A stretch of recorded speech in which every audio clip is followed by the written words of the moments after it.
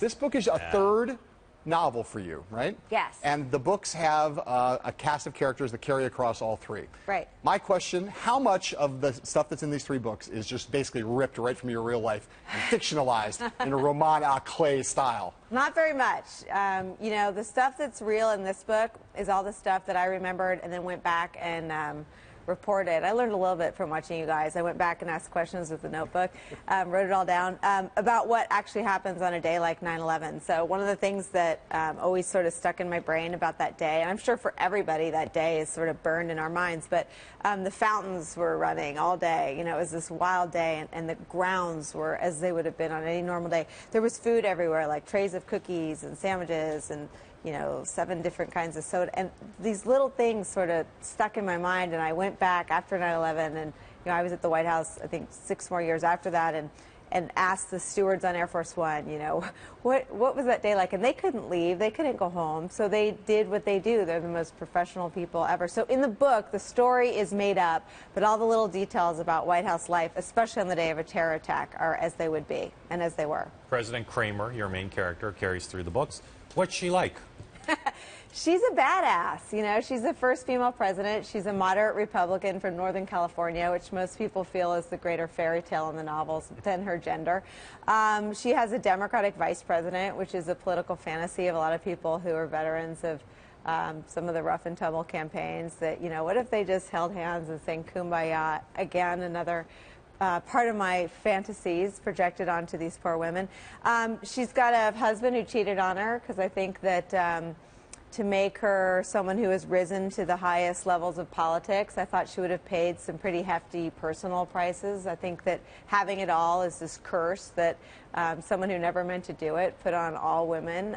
It's an impossibility. So in my fictional books, she doesn't have a fairy tale at home to come home to, but she's the kind of president I think we all wish we would always have. I mean, she does what she thinks is right. She's not perfect. Her greatest challenge on a day where 5 terrorists carry off attacks here in this country is being what the last person was. President Bush exists in real life as sort of the measure of being able to stand in the country's grief.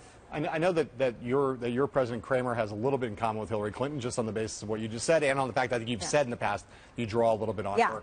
I want to ask you a question, which is, we could talk about Hillary Clinton and how she's doing as a candidate, and email and the foundation, but the question I want to ask you is just more the question of whether you think Hillary Clinton, if she were President of the United States and if she faced the kind of crisis that you write about in this book fictionally, do you think that one of her strengths would be that she would be someone who people think would handle that well? I think she would have all the same challenges that Charlotte Kramer has. I honestly think of all 3 books, this one, to me, and I thought of it third. I am not in cahoots with Hillary Clinton. I did not write this book or plan its release 3 weeks after her announcement on purpose. Writers, as you guys know, never have that kind of luck.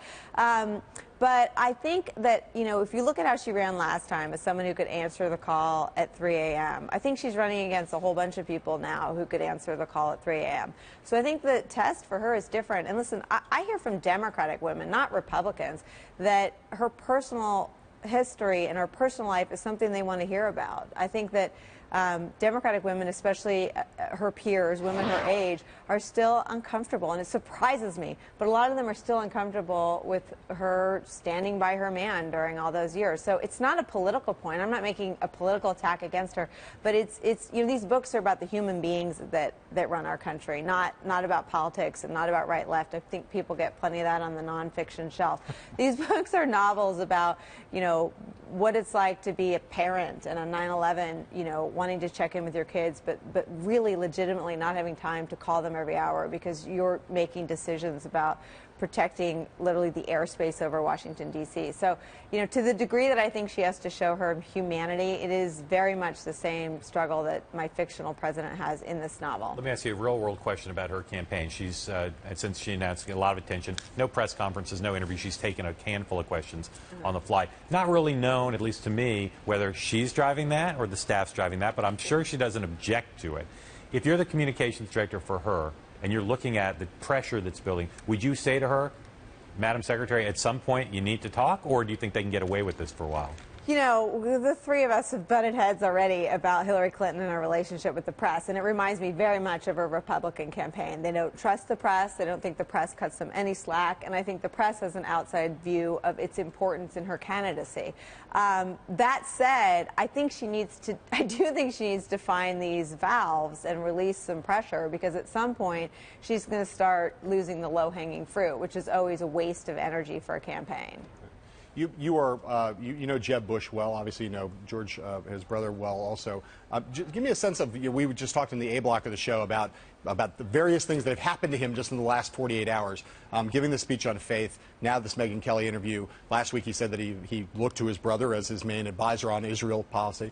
How do you think he's managing to juggle the competing claims of the conservative base, trying to stay true to himself, trying to project himself to the Republican electorate?